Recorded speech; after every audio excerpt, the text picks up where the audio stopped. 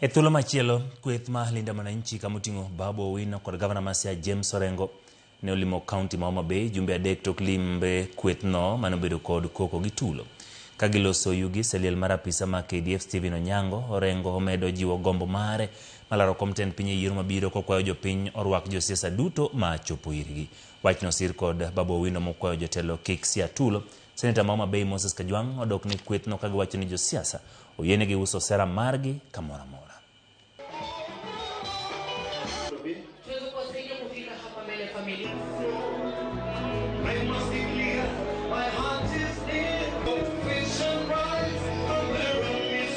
This guy has been to the International Criminal Court.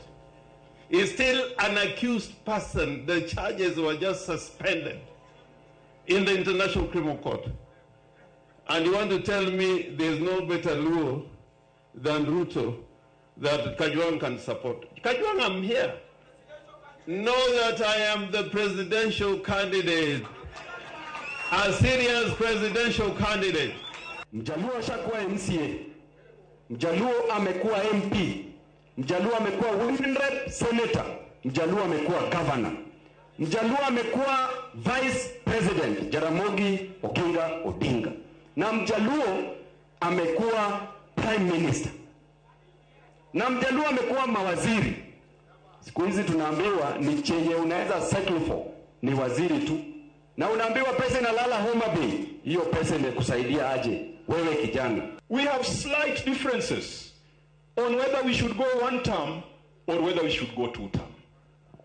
Personally, I am in the two-term movement.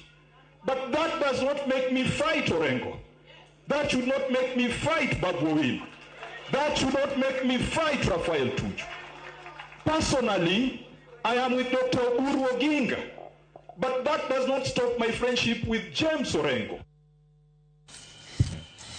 Kawadhi nyime ma hukumu jotimo ohala e boma ma Nairobi ne obago ng'anyo e chuny boma ka gikwedo medruok